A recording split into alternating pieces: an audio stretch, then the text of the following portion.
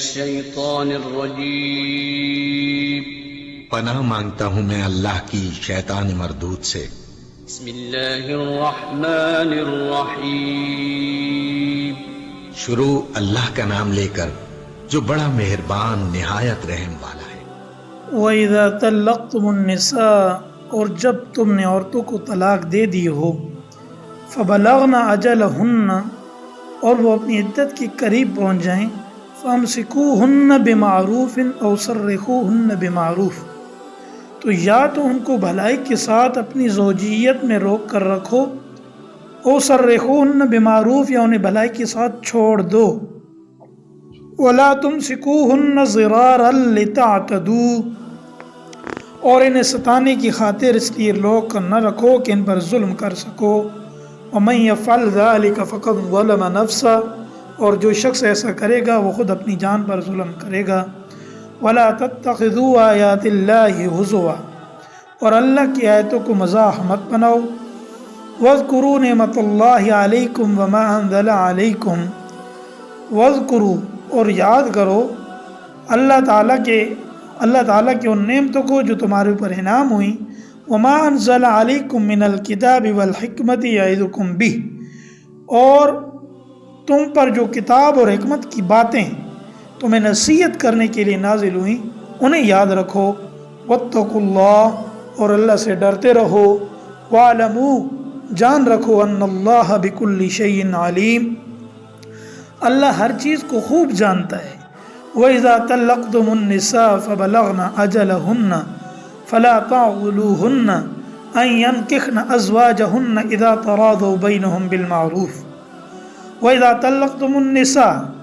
اور جب تم نے عورتوں کو طلاق دے دی، فَبَلَغْنَ أَجَلَهُنَّ فَلَا تَعْضُلُوهُنَّ، اور وہ اپنی عدت کو پہنچ جائیں، تو اے میکے والو انہیں اس بات سے منع نہ کرو، أَن يَنكِحْنَ أَزْوَاجَهُنَّ، کہ وہ اپنے پہلے شوہروں سے دوبارہ نکاح کریں، اذا تراضوا بینہم بالمعروف، بشرطے کہ وہ بھلائی کے ساتھ ایک دوسرے سے راضی ہو گئے ہوں، ذالک یوعظ بہ من کان منکم یؤمن باللہ والیوم الآخر، ان باتوں کی نصیحت تم میں سے ان لوگوں کو کی جا رہی ہے جو اللہ پر اور یوم آخرت پر ایمان رکھتے ہوں، ذالکم ازکی لکم واطہر، یہ تمہارے لیے زیادہ ستھرا اور پاکیزہ طریقہ ہے، واللہ یعلم وانتم لا تعلمون، اور اللہ جانتا ہے تم نہیں جانتے۔ والوالدات یرضعن اولادہن حولین کاملین لمن اراد ان یتم الرضاعہ، والوالدات، اور یہ مدت اور مائیں اپنے بچوں کو، یرضعن اولادہن حولین کاملین، عورتیں اپنے بچوں کو پورے 2 سال مکمل دودھ پلائیں، حولین کاملین، لمن اراد ان یتم الرضاعہ، یہ مدت ان کے لیے جو دودھ پلانے کی مدت پوری کرنا چاہیں، وعلی المولود لہ رزقہن وکسوتہن بالمعروف، اور جس باپ کا وہ بچہ ہے اس پر واجب ہے کہ وہ معروف طریقے پر ان کے ماؤں کے کھانے اور لباس کا خرچ اٹھائے۔ جاہلیت میں ایک ظالمانہ طریقہ یہ تھا، لوگ اپنی بیویوں کو طلاق دیتے،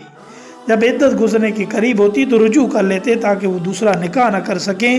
پھر اس کے حقوق ادا کرنے کے بجائے کچھ عرصے بعد پھر طلاق دیتے اور عدت گزرنے سے پہلے رجوع کر لیتے،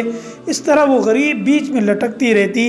تو یہ عید اس ظالمانہ طریقے کو حرام قرار دے رہی ہے۔ بعض مرتبہ طلاق اور اس کی عدت گزرنے کے بعد میاں بیوی کو سبق مل جاتا ہے، وہ سر نو نئی زندگی شروع کرنا چاہتے ہیں، چونکہ 3 طلاقیں نہیں ہوتی اس لیے شرعاً نیا نکاح جائز بھی تھا، عورت بھی اس پر راضی تھی، لیکن عورت کے میکے والے خود سخت غیرت کی بنا پر اسے اپنے پہلے شوہر سے نکاح کرنے سے روکتے، اس آیت نے اس غلط رسم کو ناجائز قرار دیا۔ آخری آیت طلاق کے احکام کے درمیان بچے کو دودھ پلانے کا ذکر اس مناسبت سے آیا کہ بعض اوقات یہ مسئلہ ماں باپ کے درمیان جھگڑے کا سبب بن جاتا ہے، لیکن جو احکام یہاں بیان کیے گئے وہ طلاق کی صورت کے ساتھ مخصوص نہیں بلکہ تمام حالات کے لیے ہیں۔